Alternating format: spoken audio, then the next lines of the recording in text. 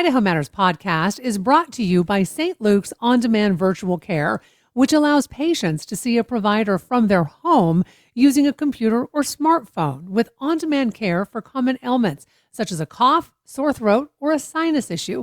More information at stlukesonline.org. Hundreds of bills move through the Idaho legislature each session, and it can be hard to keep track of what's really at stake.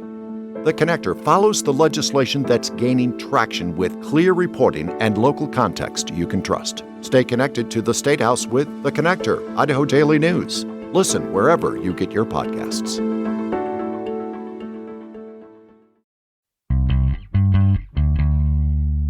From the studios of Boise State Public Radio News, I'm Gemma Gaudette. You're listening to Idaho Matters. So, are you ready for a story that makes your heart race and your cheeks hurt from smiling? Well, then we've got the perfect book for you. Today, we are talking with author B.K. Borison, whose newest Heartstrings book, And Now Back to You, brings back the charm of those classic 90s rom-coms with a fresh modern twist. B.K., I want to welcome you to the program. Thanks for joining us today. Hi, thank you so much for having me. So I really want to start out by talking about the fact that that the books in this current series you've said are inspired by those classic Nora Ephron films, I think, which is such a treat for fans who love rom-coms.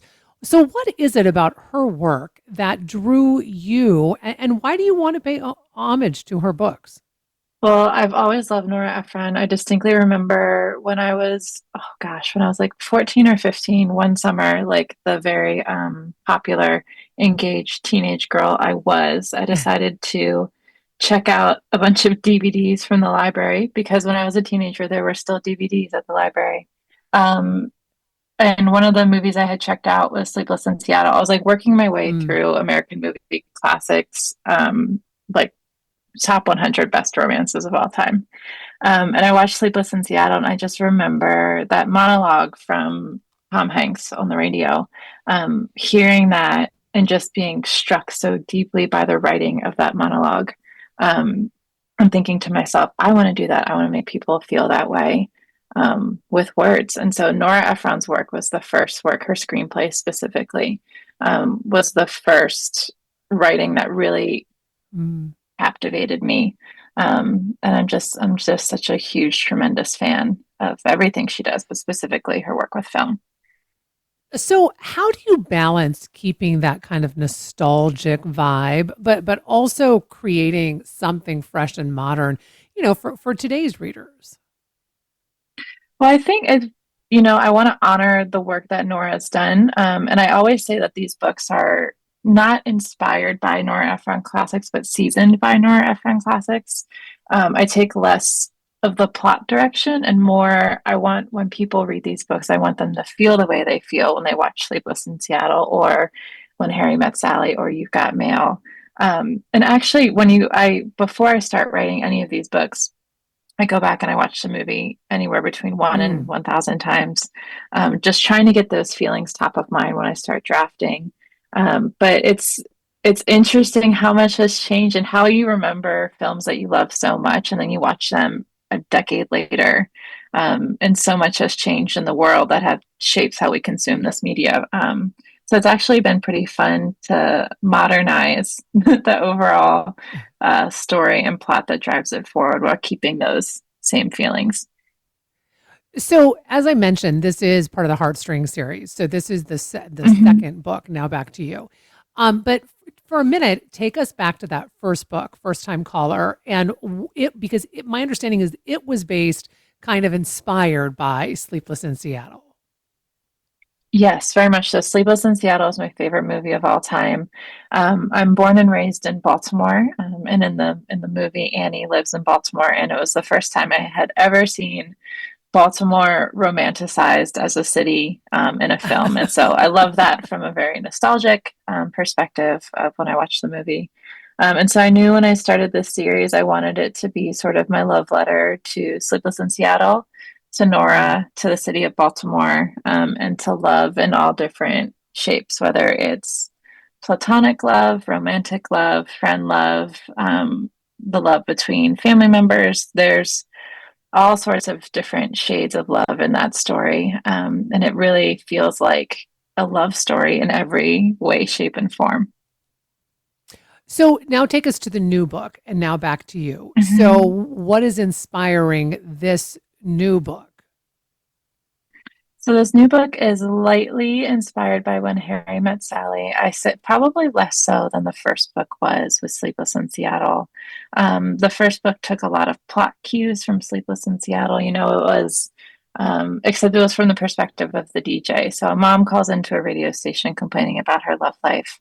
And instead of falling in love with a stranger listening, they fall in love with the radio host. And so this Mm. one is about two people who have had their run ins over the years, often ending in disaster. They are two opposites, and then they are forced to sort of cover a incoming historic winter storm together in the mountains. So a few plot cues from When Harry Met Sally, same good rom-com feelings, but it deviates a little bit there in the middle. And to bring it up to, modern day standards, social media plays a really Yes. important role in the plot. So how do you think it changes the way readers will react to the main characters, Jackson and Delilah? Well, I think when you tell people, you're writing a book that's inspired by such a classic film, people come into it with very preconceived notions. So I hope that when people read this book, Jackson is my Sally character. He's very regimented, he's very ordered. He loves his little boxes. And then there's Delilah, who's chaos incarnate. She's very colorful and whimsical. I think she's different from Billy Crystal's character in that he's a little bit morose, I would say, and sees Hmm. the dark side of things. But I think Delilah is very always looking on the bright side. So I hope that when you read this book and meet these characters, it gives you that sort of like tingle of nostalgia, but you're able to enjoy it as something new and different. So the two main characters, it seems like they constantly are negotiating privacy versus public exposure based on the jobs Mhm. that they have. What are you hoping that folks take away about, intimacy? And what I mean by that is really your private life, right? In the age of social media. Yeah. So as Jackson and Delilah spend time in the mountains, they're both public personas, Delilah more so than Jackson. And there's a lot of seeing them on air together. I think the people of Baltimore start to see the sparks fly between them as well. And there's a discussion in the book from Delilah about, do we need to clarify what's going on here? And I think Jackson's perspective is, we don't even know what's going on here.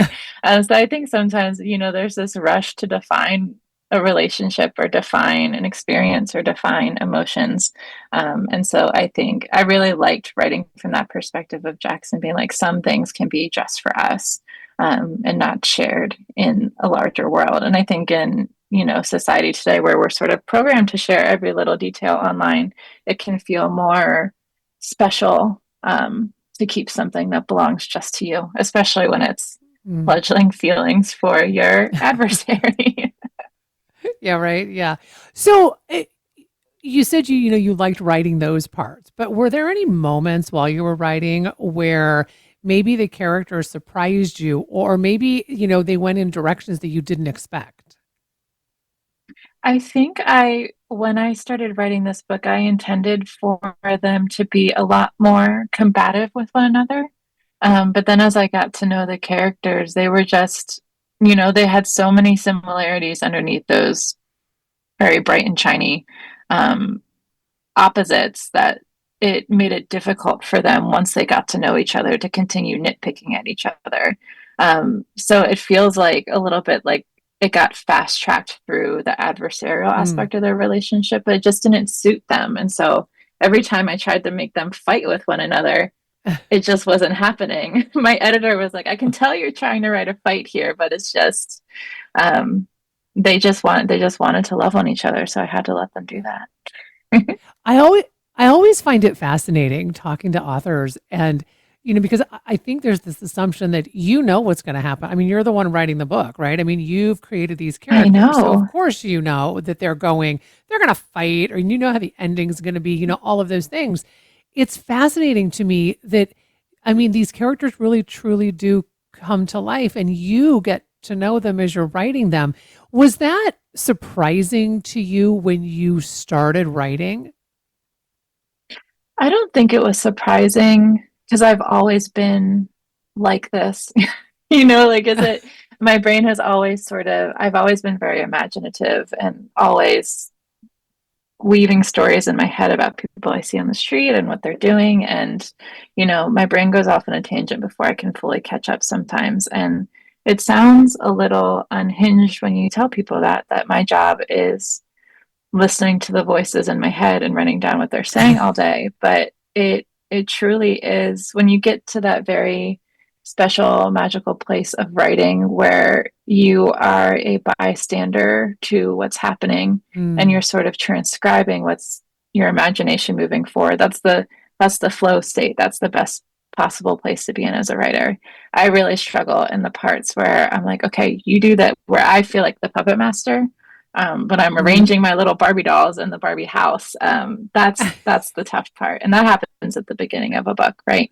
But the hope is, as a writer, is you get to that place where it's sort of weaving through. So before I let you go, I hear that book 3 might be the most fun that you've ever had writing. And I know you can't give us any spoilers, but can you at least share just a little bit about what made it so enjoyable? I can. So the third book is lightly based on You've Got Mail. Okay. And I think what's made it so enjoyable for me is that it's probably the closest plot aligned. These two are true enemies. And there's that mistaken identity. It feels like every classic rom-com trope wrapped up into one. And I love these two characters. I love how they interact together. And it's been a lot of fun for me to do. Well, it has been such a pleasure chatting with you. Thank you for taking time for us today. We've been talking with author B.K. Borison.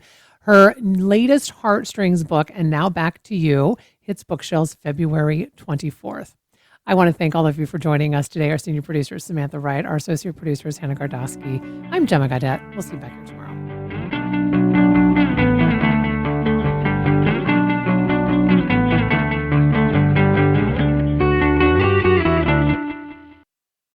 You've been listening to Idaho Matters from Boise State Public Radio.